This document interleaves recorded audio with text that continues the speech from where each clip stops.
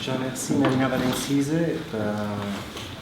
pour avoir organisé une soirée, je crois, très étrange, parce qu'un Italien qui parle avec des Russes, un Français, des œuvres de Tolstoï à l'hôtel des Galifet, qui c'est le siège de Talleyrand.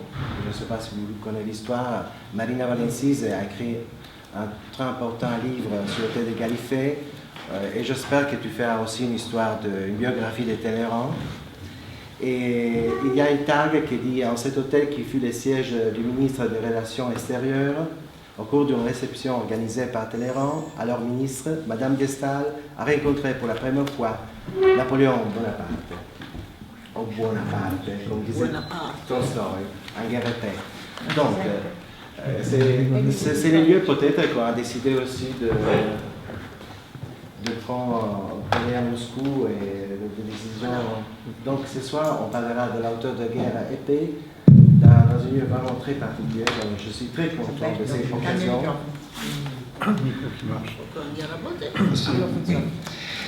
Et donc je remercie Marina Valencise, mais surtout Alexandra Kamenskaya qui est ancien chef de Ria Novosti ici à Paris, que c'est elle qui a mis en contact et me fait connaître Madame Colette Tolstoï et les princes Troubskoï. Donc je te remercie beaucoup parce que c'est toi un peu la maître de cette soirée.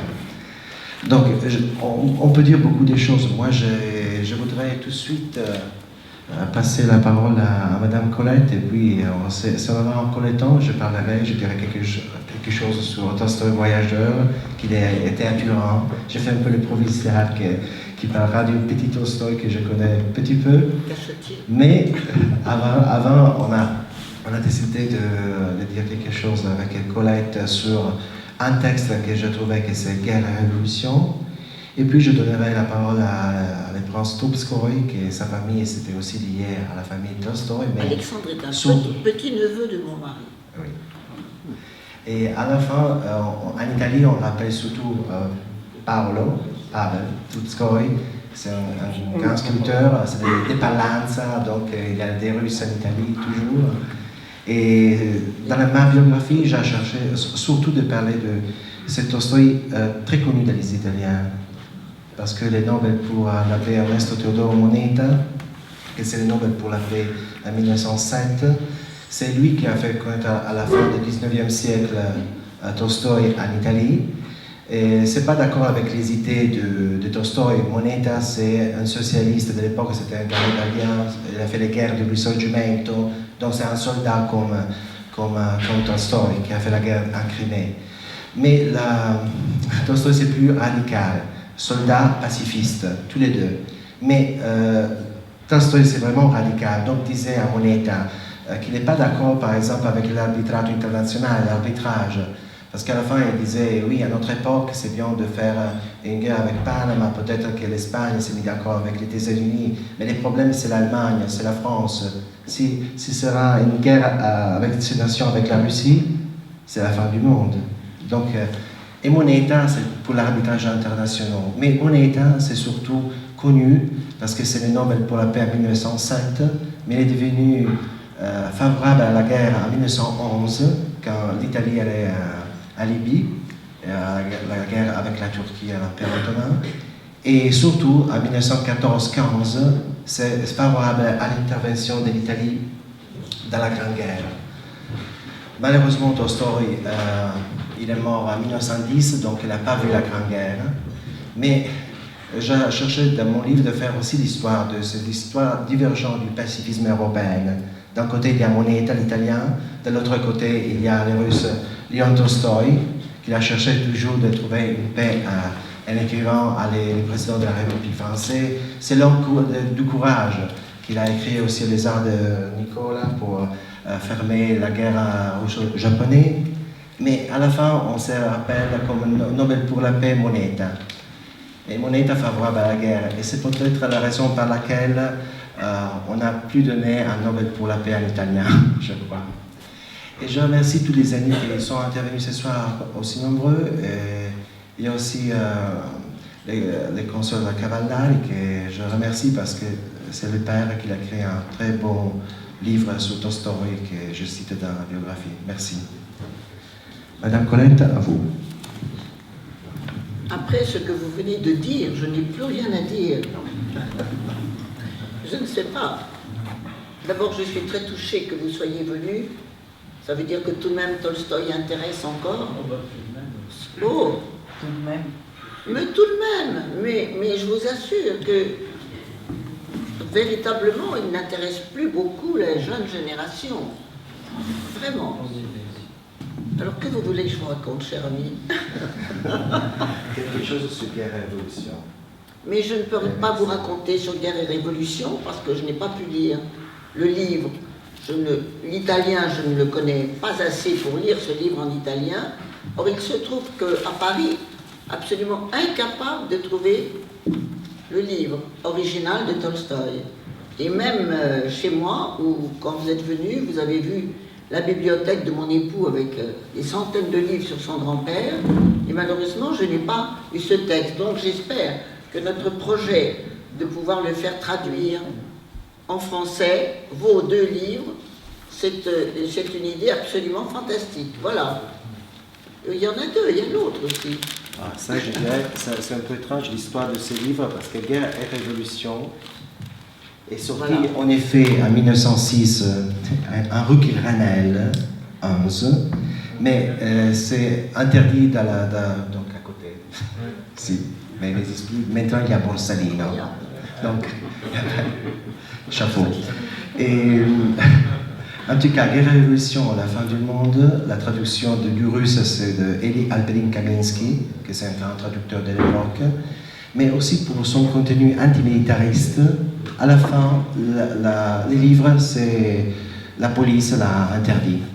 Donc, c'est vraiment difficile de trouver une copie de ce livre. Donc, ce soir, j'espère que c'est encore avec nous, parce que c'est très rare.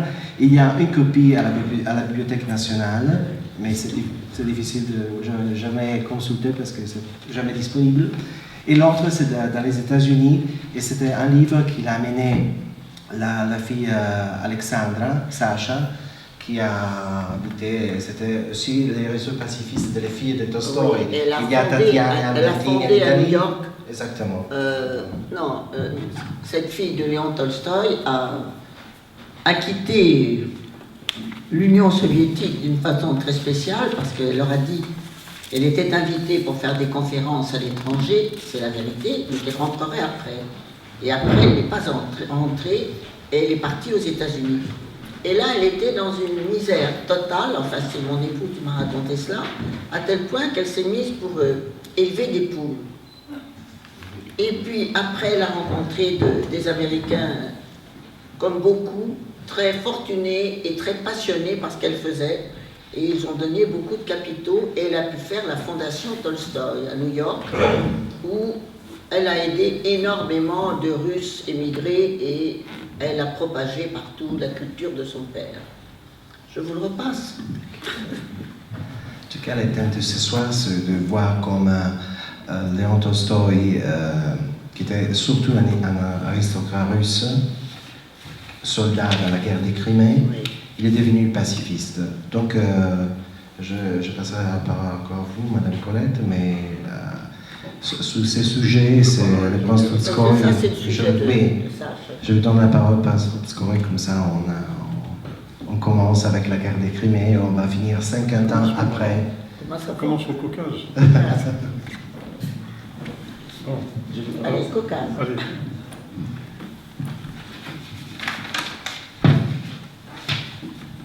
Madame la directrice, monsieur le consul, d'abord je tiens à vous remercier pour votre invitation. Merci de m'avoir invité. Alors que je tiens à dire tout simplement que je ne suis ni un spécialiste de Tolstoï, ça va vous étonner, ni même de la littérature en général. Alors on se demande ce que je fais ici. Dans la famille Troubetskoï que je représente, le nom Tolstoï est étroitement lié en raison de nos liens familiaux, puisque son grand-père déjà, son arrière-grand-père était Troubetskoï par la ligne maternelle.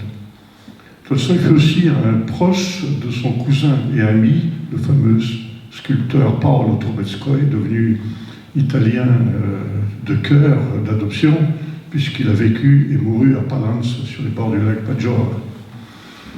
Mon père me parlait souvent de Tolstoï. Il était officier dans la garde impériale russe pendant la Première Guerre mondiale. Il disait toujours que, et aussi pendant la guerre civile, il disait toujours que les scènes de guerre décrites par Tolstoï dans ses romans sont un chef-d'œuvre pour faire comprendre ce qu'on appelle la grandeur et la servitude militaire. Alors que dire de Tolstoï? Donc, quand il était jeune, c'est une existence riche, mouvementée, éclectique. C'est un écrivain, bien sûr, on le connaît comme ça. Mais aussi, bon, c'est un penseur, on le connaît aussi. Mais c'est aussi un militaire, qui deviendra antimilitariste. C'est un objecteur de conscience, c'est un révolté. Je dirais révolté, mais pas révolutionnaire. Je ne sais pas si vous serez d'accord avec moi. C'est par cette partie militaire de sa carrière que je dirais quelques mots sur Léon Tolstoï et sa destinée. Sa vie commence donc par une jeunesse turbulente, comme j'ai dit, des études médiocres, jamais achevées, avec des changements fréquents d'orientation.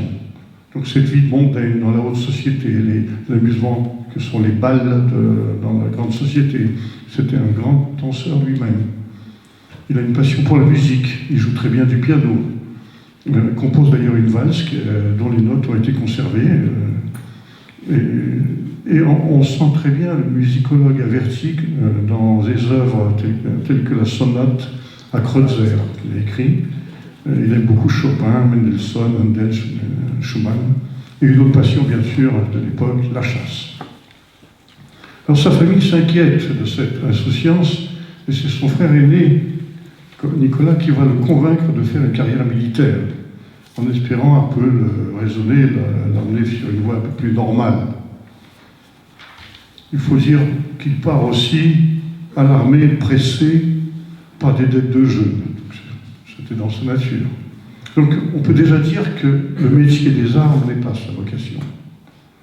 Donc il rejoint son frère au Caucase, en pleine guerre de conquête du Caucase, qui était en particulier contre le fameux imam Shamil, qui avait réussi à fédérer les populations musulmanes contre la Russie à l'époque. Il est affecté comme jeune Junker, c'est-à-dire aspirant, à une batterie de la 20e brigade d'artillerie, qui devient artillériste. Et il participe à de nombreux combats. Il est officier très courageux, remarqué. Il est proposé à la Croix de Saint-Georges, qui est la plus grande distinction militaire russe. Eh bien, il va commencer par la refuser, au profit d'un soldat qu'il juge plus méritant. Et ça, c'est tout à fait le trait de caractère de Tolstoï. Et il écrit en même temps, déjà, dans le journal qui s'appelle Sovremienik, le contemporain, des récits vivants de cette guerre au Caucase. Il est tout de suite remarqué pour son talent littéraire par les écrivains de l'époque, Gotcharov, Ostrovsky, Turgenev, et aussi par la cour impériale. Après 2 ans, quand même passé au Caucase, sur le front, il est affecté sur le front du Danube au début de la guerre de Crimée. Bon, le front de Danube, c'était pour se placer éventuellement contre une offensive autrichienne si l'Autriche entrait en guerre dans la coalition de la Crimée. Mais comme il ne se passe pas grand-chose, il demande sa mutation et se retrouve en 1855 à Sébastopol. Il combat au poste les plus avancés, les combats connus de la rivière Tchornaïa et surtout le grand bastion de Malakoff, dont une ville de la banlieue de Paris rappelle son nom. Il prend en même temps le temps d'écrire, et ses récits de guerre connaissent un succès éclatant. C'est bien sûr les récits de Sébastopol, mais il y en a d'autres. C'est une description vivante de la guerre, du courage du soldat, de ses souffrances. Lui-même se distingue par son courage et par son ascendant sur les autres troupes. Il reçoit de nombreuses décorations et sa carrière militaire semble très prometteuse. Pourtant, ses remarques acerbes sur le haut commandement vont l'obliger à quitter l'armée alors qu'il n'est que lieutenant. On retrouvera d'ailleurs son expérience militaire plus loin dans ses écrits. Son expérience d'officier d'artillerie lui fera écrire des pages mémorables dans Guerre et paix, et je ne retiendrai que comme un exemple l'épopée du modeste capitaine Touchine, livré à lui-même pendant la bataille de Schöngraben qui précède celle de Austerlitz. C'est la description vivante d'une batterie d'artillerie en pleine action, oubliée par l'état-major. C'est encore une critique à l'égard de Tolstoï. Que ce petit capitaine anime avec passion, compétence, courant de batterie en batterie, prodiguant des conseils, encourageant ses soldats, les blessés. Donc on voit certainement Tolstoï lui-même qui a dû vivre la même situation alors qu'il commandait des unités d'artillerie. Il raille au passage un colonel venu lui donner des ordres, mais qui s'enfuit au premier coup tiré près de lui. Toujours la critique. Intervient bien entendu un des héros de Guerre épée, le prince André, qui restera aux côtés du capitaine, qui l'accueille avec reconnaissance, les larmes aux yeux. Ajoutons que ce capitaine Touchine est l'image du soldat russe qui vient d'accomplir l'œuvre militaire de sa vie, en toute modestie et sans y être préparé. Jugé plus loin pour avoir perdu 2 canons au cours de la bataille, Touchine prend sur lui toute la responsabilité, uniquement pour ne pas dénoncer ceux qui n'ont pas approvisionné les munitions, parce que les vrais responsables de la perte des canons, c'était eux. Donc, toujours, description militaire et toujours une pique contre le système militaire et non pas contre le soldat. De nouveau et toujours, donc on trouve donc le soldat face aux critiques et les critiques de Tolstoï face au commandement. Après la guerre, il était témoin de tous les drames humains de celle-ci, il décide de voyager. Il découvre l'Europe, la France, l'Angleterre, la Suisse, l'Italie qui le rejoint par le Mont-Cenis. Il est déçu par le monde occidental, comme il l'a été par la Société de Saint-Pétersbourg, par celle de Moscou. Il se cherche à nouveau, et ça sera tout le cheminement de sa vie, il se cherche. Il rencontre des mouvements libéraux et révolutionnaires. Dans sa jeunesse, il s'était intéressé à Montesquieu, l'esprit des lois, à Rousseau. Maintenant, il rencontre Proudhon, Gertsen, et assiste aux conférences de Charles Dickens. Il connaissait plusieurs langues, dont l'anglais. Et quand il rentre en Russie, à Yasnaya-Polyane, de sa propriété, il va se consacrer beaucoup, entre autres, à l'éducation du peuple, l'aider, etc. Et là, il écrit un remarquable manuel de lecture pour les enfants, une azbouka que j'ai d'ailleurs dans mon cartable, je la montrerai tout à l'heure. C'est un abécédaire reconnu encore à ce jour comme un excellent manuel pour apprendre aux enfants à lire et à écrire. Il entreprend l'écriture de ses romans. Il consacre 10 ans au seul roman Guerre et paix, dans lequel interviennent plus de 500 personnages, dont au moins 200 sont inspirés de personnages réels. Il étudie l'histoire, il lit tout ce qui a pu être écrit sur les guerres napoléoniennes, du côté russe, jusqu'aux les mémorials de Sainte-Hélène, de Lascaux, etc. Donc, Guerre et paix, bien sûr, est un roman au service du patriotisme. La guerre de Napoléon est bien ressentie par lui comme une guerre mondiale. Et de nouveau, les scènes de guerre, comme on l'a vu, ne peuvent avoir été écrites que par un écrivain ayant lui-même été un brillant officier.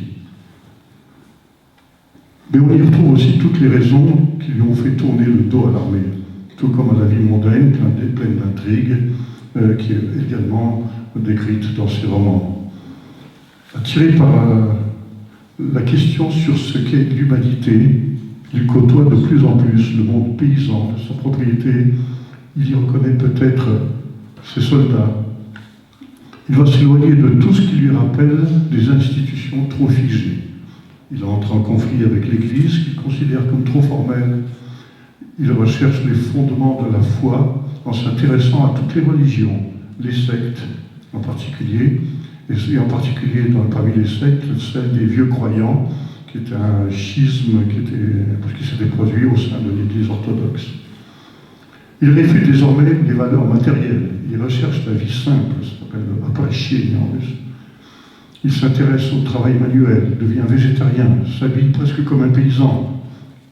Il s'occupe des pauvres, il crée des cantines pour les nécessiteux. Il arrive à nourrir jusqu'à 10 000 repas. Mais il indispose le pouvoir. Il a écrit au tsar Alexandre III en faveur des révolutionnaires qui ont assassiné son père. Il fait des appels au pacifisme dans les milieux militaires. Et arrive aussi son roman Voskresение, la résurrection, qui affiche clairement une condamnation de la société, de la pratique religieuse, de l'art. Critiquant l'art, il critique même sa propre œuvre, Guerre et paix, qu'il va considérer comme un livre inutile face aux vraies valeurs de la vie qu'il continue à chercher. Alors son anticléricalisme est exacerbé. Aussi le synode, c'est-à-dire la direction de l'Église orthodoxe, va considérer que Tolstoï s'est exclu lui-même de l'Église. Il y répond en acceptant ce statut d'excommunié, mais en précisant que l'Église ne comprend pas. Il s'est exclu de celle-ci pour mieux servir Dieu intérieurement. Ça veut dire qu'il reste profondément religieux, mais n'accepte pas l'Église. Cet éloignement progressif du monde se terminera par l'étrange voyage sans véritable but qu'il entreprend à la fin de sa vie, quittant sa famille sans prévenir, et pendant son voyage, il meurt d'une infection pulmonaire. Alors, révolté, mais pas révolutionnaire, profondément pacifiste, objecteur de conscience, il aura cherché toute sa vie une voie intérieure au sens de l'existence et de la spiritualité. L'a-t-il trouvé? Son dernier voyage inachevé par la mort fait penser que non. Merci.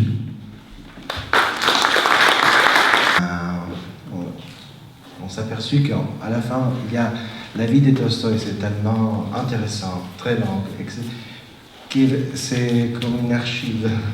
On trouve toujours des choses, on trouve vraiment n'importe quoi. Et pour moi, en tout cas, je voudrais aussi avoir le temps pour des questions, etc. Mais je souligne le côté politique de Tolstoï. Les changements d'un soldat qui, après 50 ans, quand il y aura la guerre russo-japonaise, c'est pacifiste, reconnu en tout le monde. Aussi pacifiste que sera Gandhi, le jeune gars il y a 40 ans, à écrire la première lettre. Il y aura une chance de 7 lettres entre Gandhi et Tolstoï. Et la première lettre, c'est de Gandhi à Tolstoï en 1909. Et la dernière lettre, la longue lettre qu'il écrira 2 mois avant sa mort, Tolstoï, c'est une lettre à Gandhi où il transmet un peu le témoin du pacifisme mondial en regardant l'œuvre de Gandhi dans les Transvaal comme l'œuvre la plus importante du monde, dira Tolstoï. Donc, les princes Tolstoï, je vous remercie pour votre relation à parler des 3 récits très connus de Sébastopol. Et la nouvelle, alors, Tolstoï, c'est encore les soldats. Les soldats qui, quand on va dans Saint-Pétersbourg après la guerre, il y a une photo très étrange où il y a tous les hommes de lettres de Saint-Pétersbourg, donc bien sûr le grand Turgenev, les autres sont des dandies, des grands flâneurs, etc. L'unique, c'est encore un soldat, c'est Tolstoï. Il semble quelqu'un qui veut mettre tous les hommes comme ça, les écrivains, à la galère. C'est étrange cette photo. Mais à la fin, c'est Tolstoï qui deviendra le plus grand pacifiste, aussi avec une grande chemiste de musique, avec toujours les mains comme ça. Et il y a une raison, parce que les soldats, l'aristocrate Tolstoï, il a tellement fait les dents du fou de l'époque, c'est pire que Dostoïevski. Sa vie, c'est vraiment lui le joueur. A perdu la tenue de Yasna Poliana en jouant comme ça. Donc, l'a fait reconstruire pour son mariage, etc. Il a 34 ans quand il s'est marié avec Sofia Andrievna, née Berle, et il est sans les dents, à 34 ans, parce qu'il fumait beaucoup, il buvait beaucoup, il faisait n'importe quoi. Donc, quand il va se marier, il va confesser « J'ai honte, je ne suis pas sûr, comme je vais marier une fille de 18 ans, je suis un monstre. » Mais à la fin, ça sera la chance, parce qu'avec les mariages, ça sera Guerre, ça Anna Karenina, c'est la gloire littéraire. Et sa gloire littéraire à partager avec Sophie, en tout cas, toi-même. Ils auront 13 enfants. Oui. Bon, certains vont mourir, mais 13. En tout cas, il y a beaucoup de choses à dire de Tolstoï, mais pour moi, c'est l'homme politique. La nouvelle de la dernière en août se termine par ces lignes où il y a un rage encore patriotique, c'est terminé comme ça, l'armée quittant la ville, et chaque soldat, en regardant Sébastopol abandonné avec une amertume indicible dans les cœurs, soupirait et montrait les poings à l'ennemi. En 1989, Tolstoï, écrivant une préface au souvenir de Sébastopol par un officier d'artillerie, un certain Herchoff, revint en pensée sur cette scène. Tout souvenir héroïque en avait disparu. Il ne se rappelait plus que la peur qui doit accepter moi. La double peur, celle de la mort et celle de la honte, l'horrible torture morale. Tous les exploits du siège pour lui se résumaient en ceci: avoir été de la chair à canon. Il y a les Tolstoï voyageurs. J'ai raconté cet épisode, il va à Saint-Pétersbourg, encore soldat, il va connaître les hommes de lettres, mais il n'est pas content. Il sait quelque chose, il est un homme russe. Et dans la biographie, je cherche aussi un peu l'âme russe. Qu'est-ce que c'est? Il y a aussi des mots en russe que les Français et les Italiens n'ont pas. Par exemple, les mots vérité, verità en italien. En russe, on peut dire en deux façons. Il y a la pravda, que tout le monde connaît, la pravda, et la istina. Oui.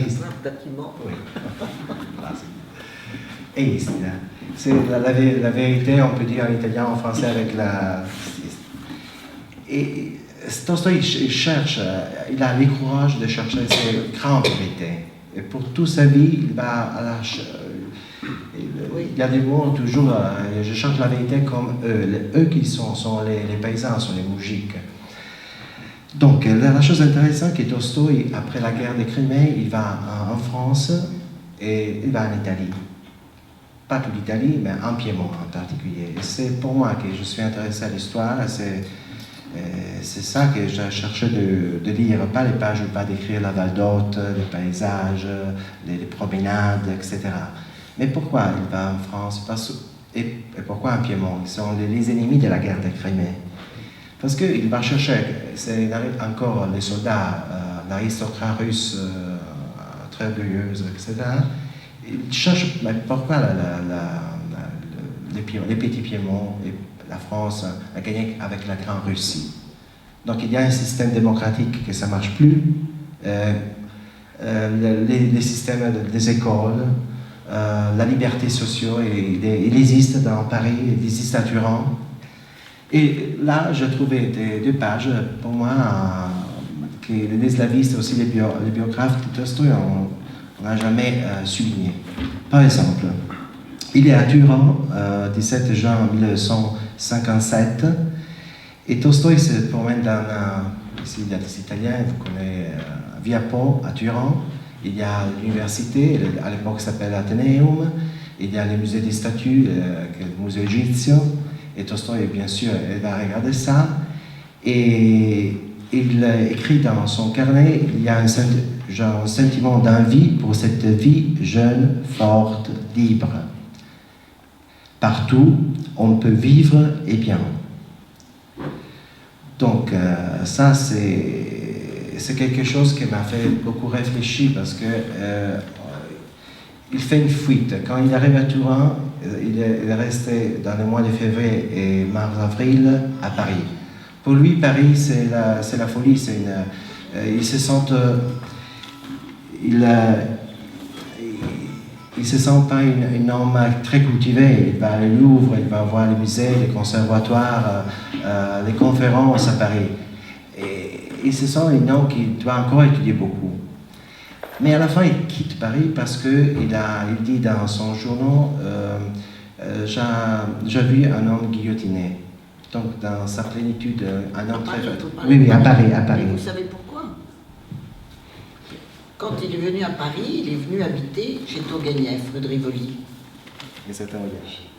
Et un jour, en rentrant de faire ses courses, je crois qu'il était même allé à l'opéra, À l'époque, les exécutions capitales se faisaient place de la Concorde.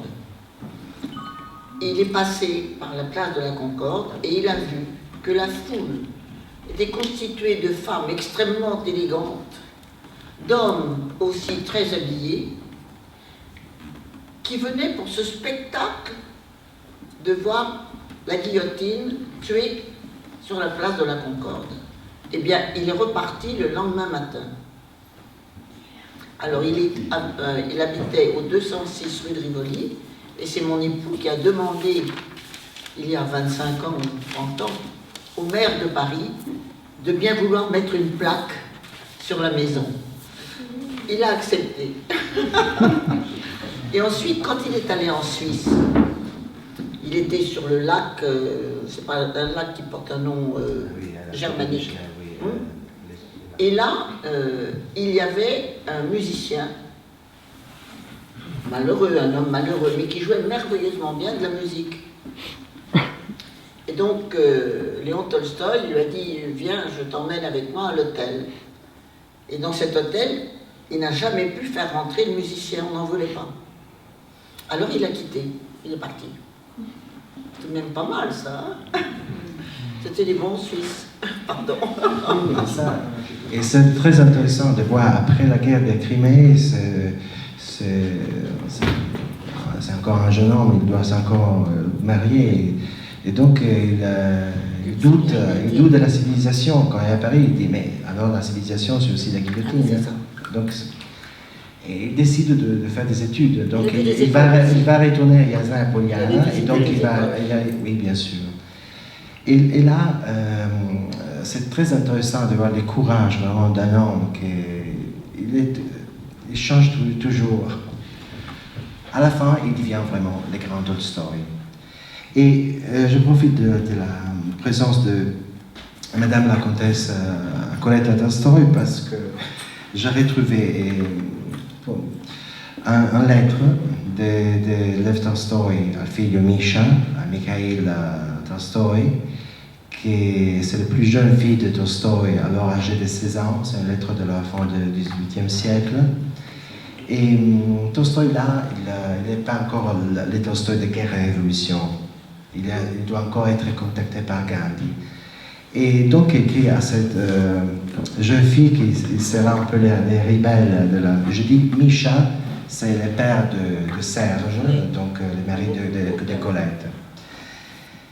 Et les rebelles, il dit Tolstoï.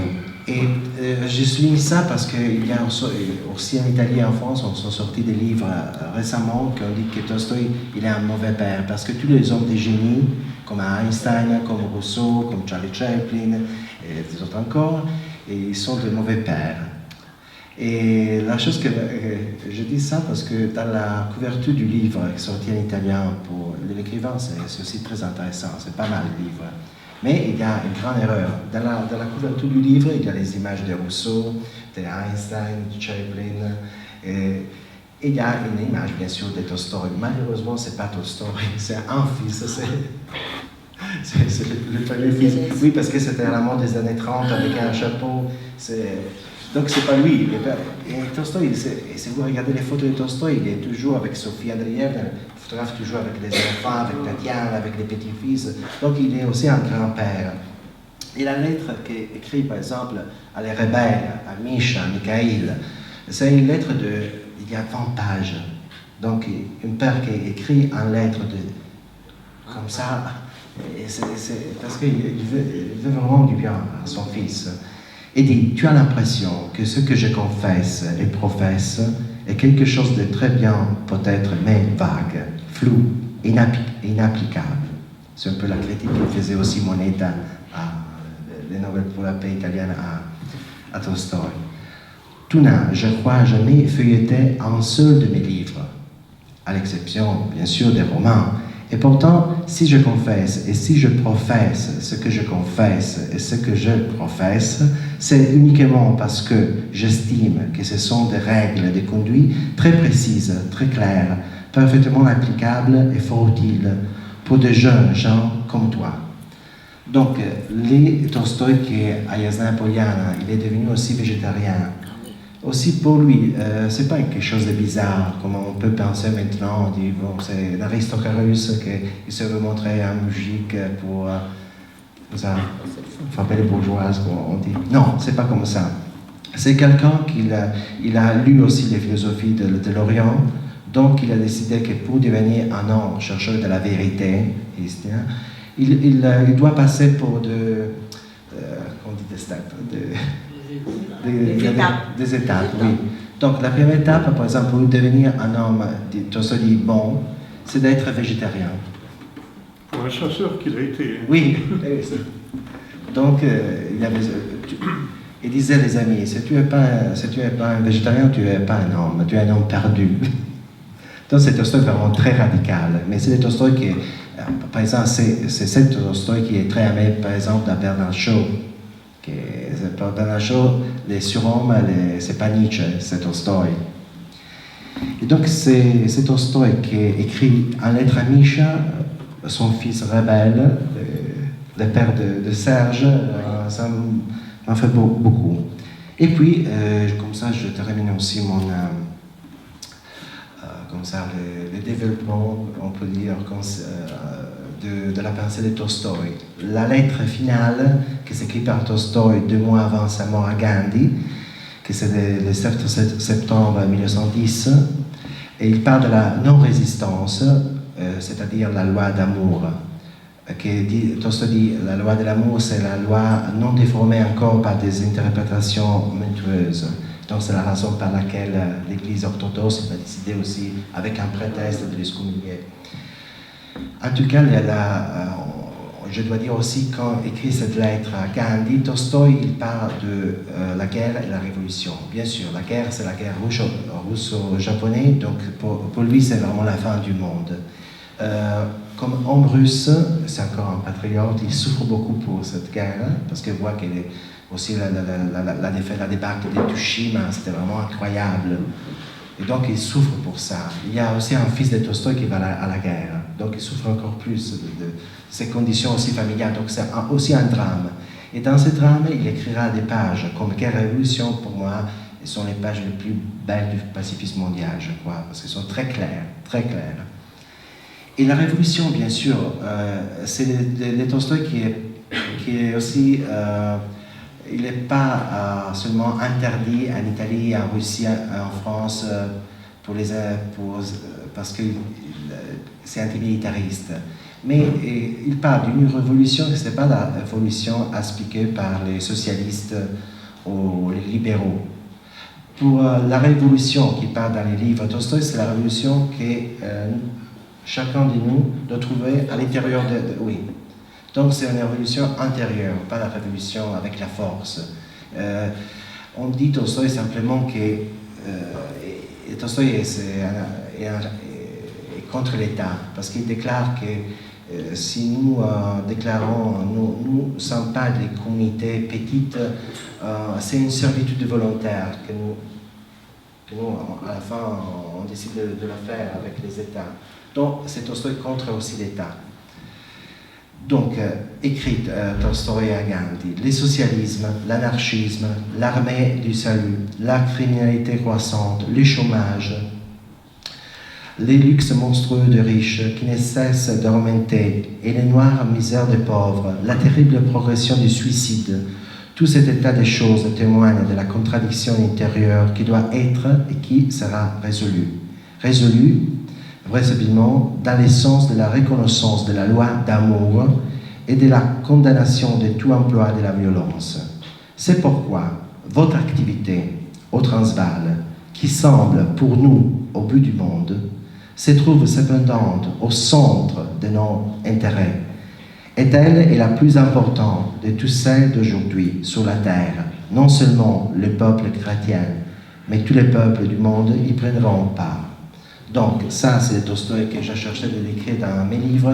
C'est les prophètes, en effet, d'une nouvelle ère. Peut-être que ce n'est pas encore... Mais c'est Tolstoï. Mais ça le sera. Merci. Merci beaucoup.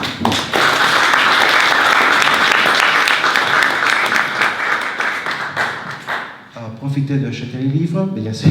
Non, s'il y a des questions. Je vais profiter de la présence de Mme Colette et de Postupskoy, parce qu'on a la chance aussi, et je remercie aussi vraiment l'ami Alexandra Kamenskaya qui a vraiment travaillé pour créer ces liens. Et je remercie vraiment Mme Colette parce que quand je suis venu à Paris, parce que je cherche des livres sur Tolstoï, parce que la chose étrange, c'est qu'en France, on trouve, je suis un peu comme Seguggio, à la recherche des autres choses qu'il a traduit à Kaminsky, parce que dans les 90 volumes qu'on a fait à l'époque de toutes les œuvres, aussi l'Union soviétique de l'époque a censuré certaines choses. Donc il faut confronter les textes français, parce qu'à la fin il a écrit des choses de Tolstoï, mais certaines choses on ne les trouve pas dans l'œuvre complète de 90 volumes. Et donc aussi la recherche que j'ai fait à Milan, par exemple dans les fonds de Moneta, c'est moi que dans 2007 j'ai trouvé des lettres inédites qui ne sont pas publiées en Russie. Ce sont les lettres qui manquaient dans l'épistolaire, ce sont les lettres que Tolstoï avait écrites en Moneta à la fin du XVIIIe siècle, et c'est l'époque de Baba Beccaris, delle Canonate su Piazza Duomo. Donc, quand Moneta a décidé de publier dans la Vita Internazionale, que c'est un peu les journaux pacifistes de l'époque en Italie, c'est la période de Baba Beccaris, donc les contenus antimilitaristes de l'écrit de Tolstoï, Cartago dell'Enda Est, s'est retiré.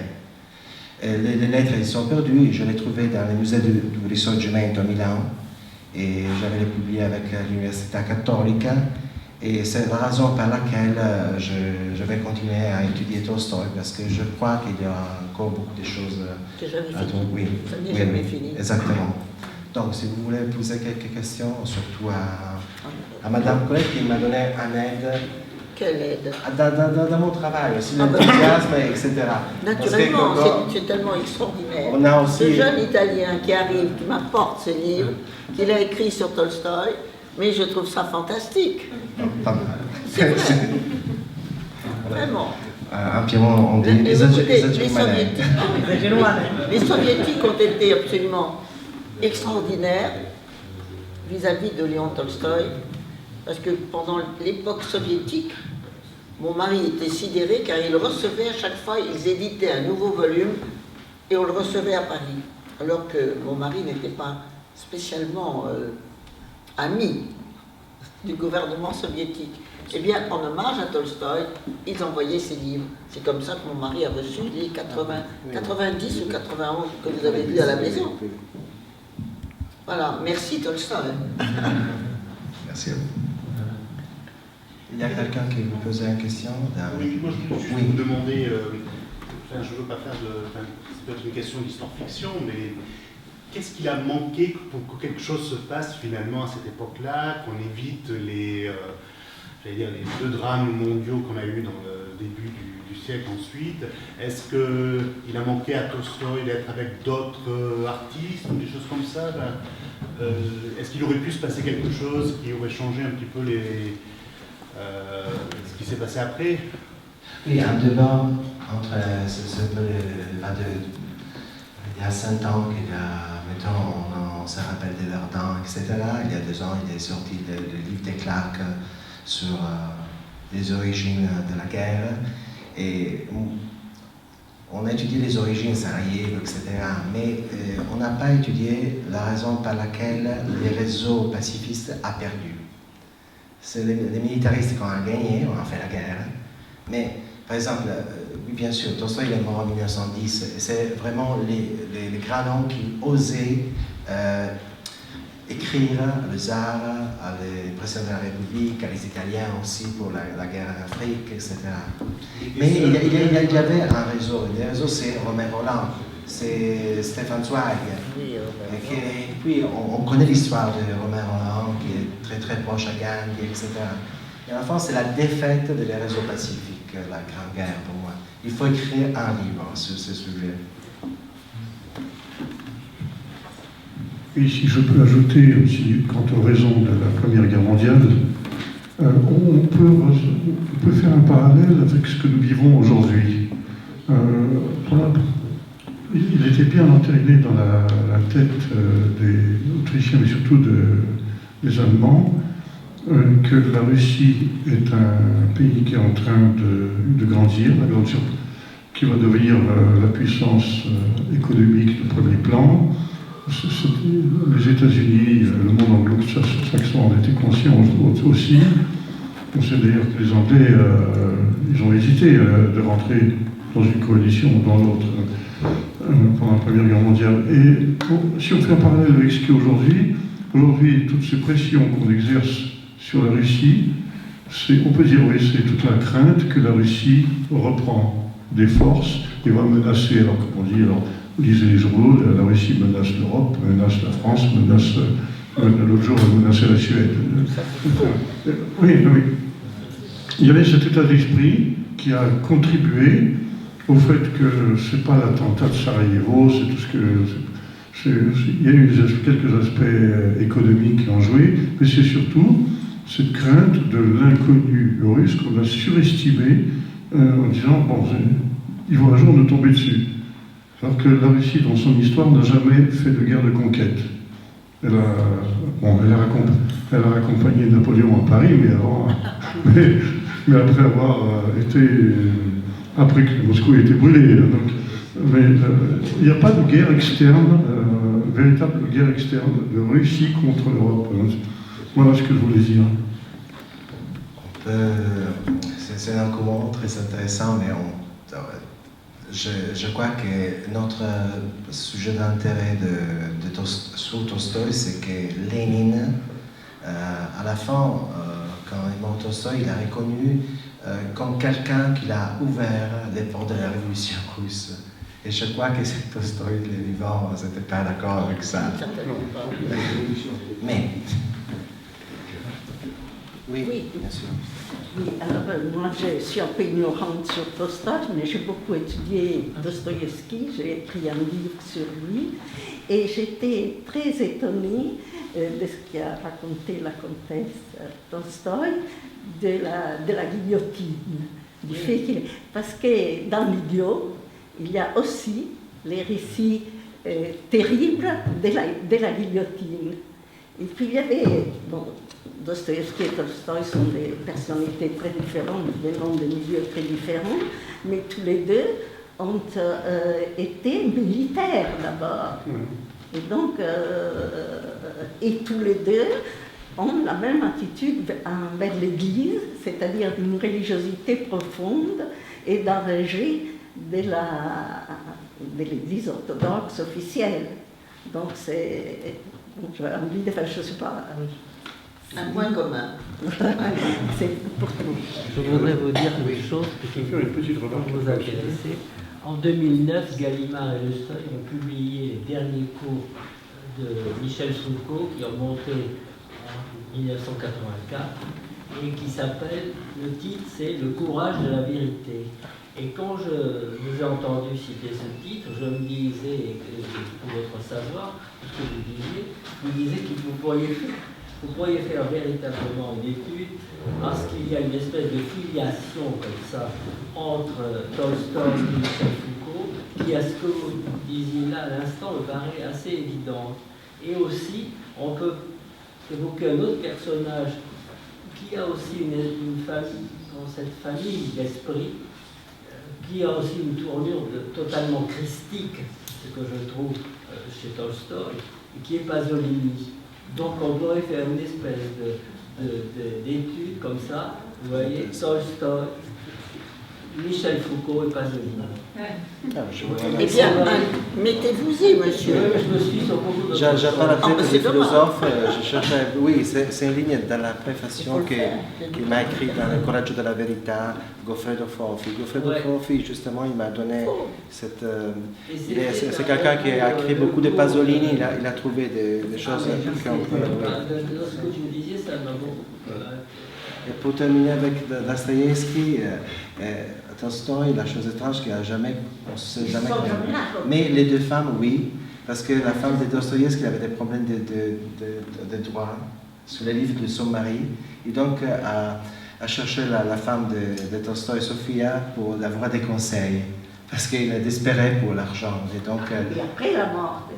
oui, non, pendant déjà à l'époque, parce que dans les années 80 du 19e siècle, Tolstoï a décidé de donner les droits d'auteur. Donc la femme de Dostoïevski avait peur aussi que Dostoïevski écrive une chose comme ça, mais elle est morte avant. En tout cas. Je crois qu'ils avaient une relation très complexe. Oui, et puis il y a une relation parce qu'ils s'estimaient, et par exemple, on connaît que Dostoïevski parlait très bien d'Anna Karenina comme les romans pour excellence, et les derniers livres qu'on a trouvés sur la table avant la fuite de Tolstoï à 92, c'est les frères Karamazov. Oui. Oui, et au 19e siècle, il y a une femme assez célèbre en Russie qui était Madame Blavatsky. Est-ce qu'on peut trouver un lien Madame Blavatsky oui, bien sûr. en Russie, qui a écrit beaucoup sur les religions notamment. Mais ma question c'est, est-ce qu'on peut trouver un lien entre Tolstoï et Madame Blavatsky par exemple? Oui, bien sûr. Qui a été très célèbre aussi de son vivant. Oui, je vous réponds très rapidement en disant que la dernière été à Milan, on a fait une conférence sur Leone Tolstoï et Milano, et sur ce sujet, il a créé un essai qui sera publié par, c'est moi un peu que j'ai curé, c'est Massimo Introvigni, je ne sais pas. Bon, je voudrais demander ça. Vous avez dit que la Russie n'a jamais fait de guerre de conquête. Mais l'Asie centrale, l'Extrême-Orient, les pays baltiques, le Caucase, sont toutes des terres, c'est devenu les pays les plus grands du monde.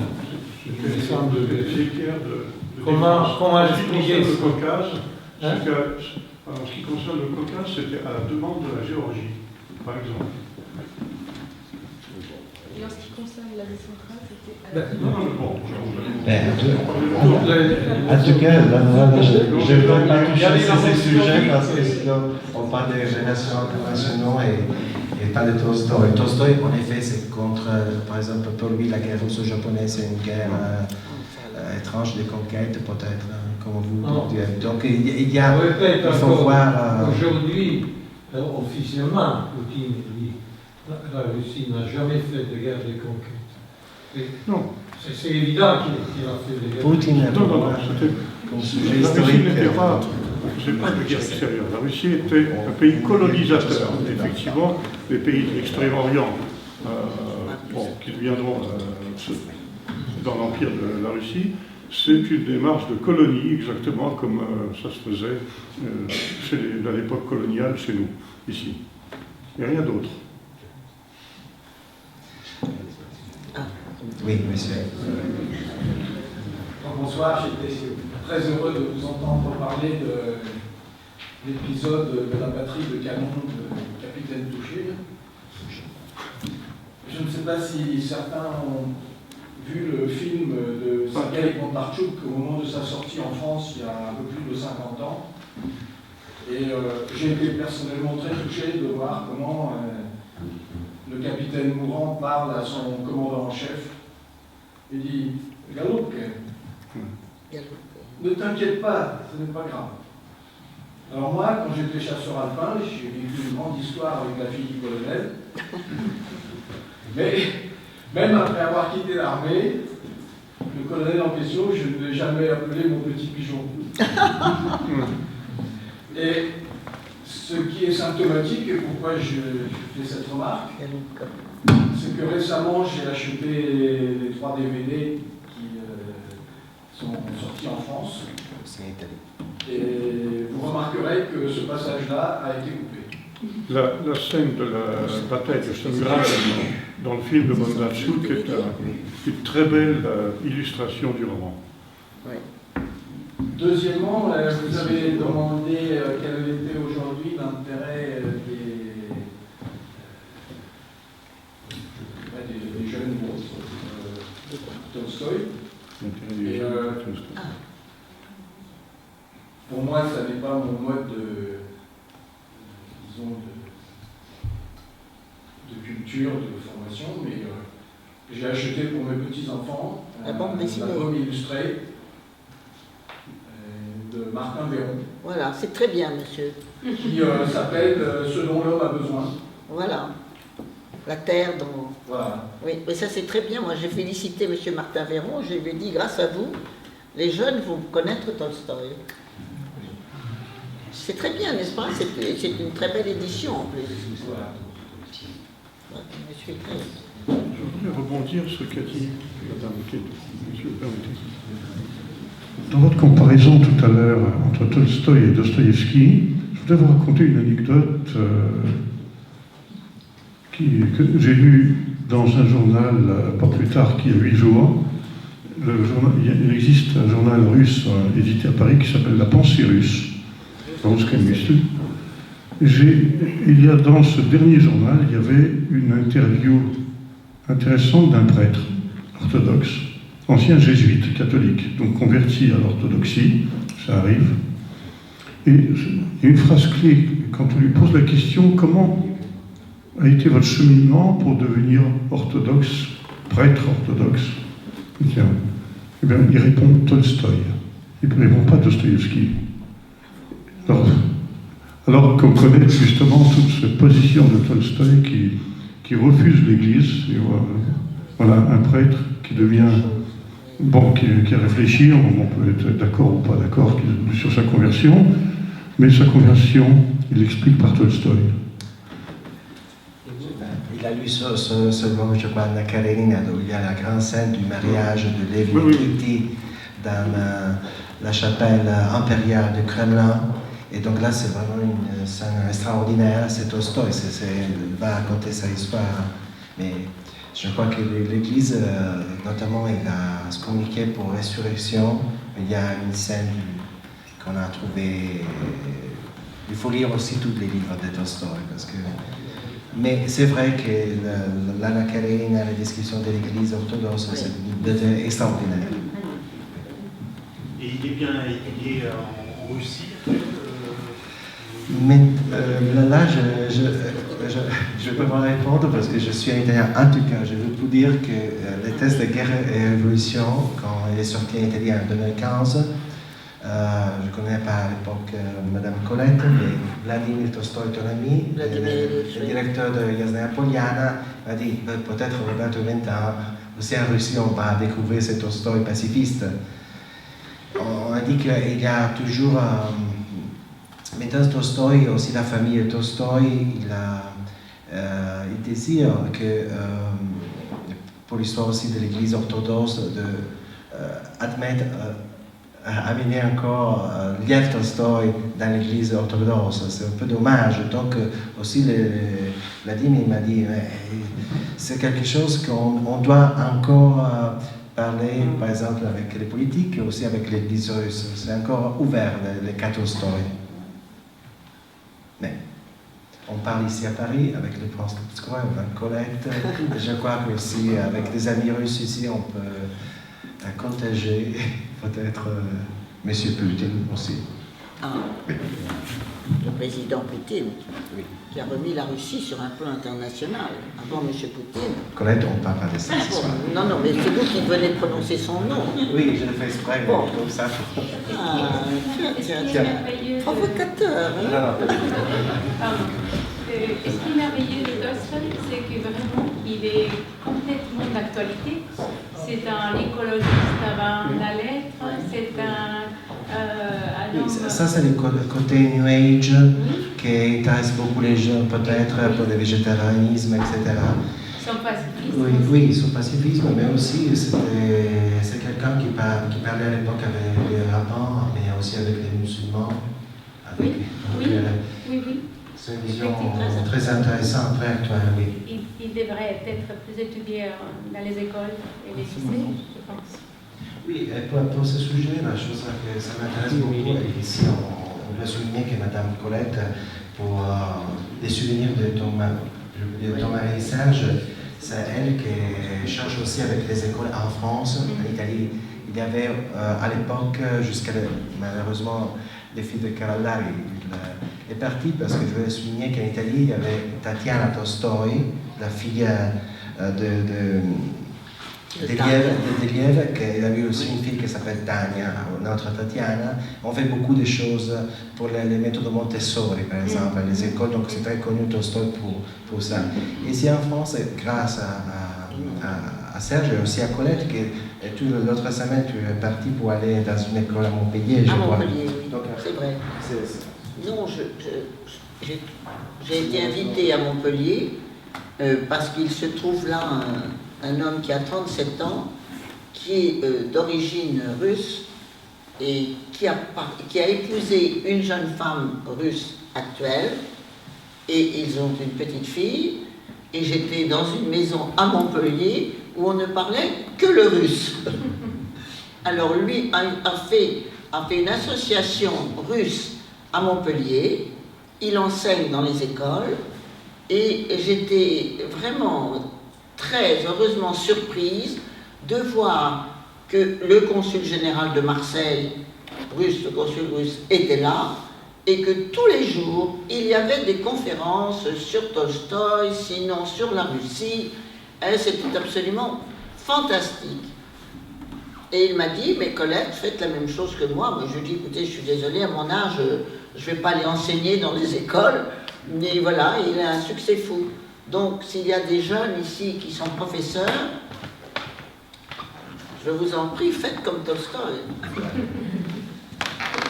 Bon, avant que les fantômes de Téléran entrent dans la scène, il faut remercier vraiment beaucoup Madame Colette Tolstoï, de Postutskoï, Alexandra Kamenskaya pour le soutien, et aussi Madame Valécise. Et je vous remercie pour être aussi nombreux ce soir pour Tolstoï.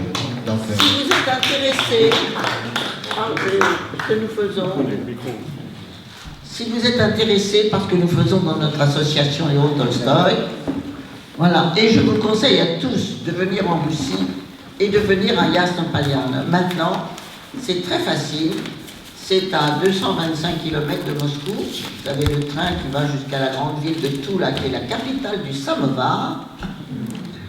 Et puis en plus, on a construit, touchant le parc, un hôtel, genre, pour l'accueil, pour les visiteurs, les touristes qui veulent rester plus d'une journée à Yasnopalian. C'est un endroit, le parc est merveilleux, vous pouvez vous baigner, la rivière, il y a les étangs, il y a tout. Et on continue à élever des abeilles, parce que Léon Tolstoï aimait beaucoup le miel, et il y avait un rucher. Et ça continue, et quand vous êtes là-bas, vous pouvez acheter le miel Léon Tolstoï, qu'on continue à vendre. Je pense que vous pouvez peut-être trouver aussi de la vodka, ça j'en sais rien. Et visiter la maison, on a l'impression que Léon vient de la quitter. Ah, exactement. Le couvert est mis, et la maison de Tolstoï à Moscou aussi. Oui.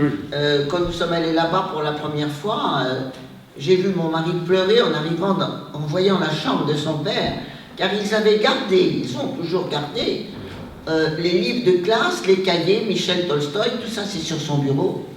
Et dans le placard, ils ont gardé tous ces costumes d'étudiants. Donc c'est étonnant.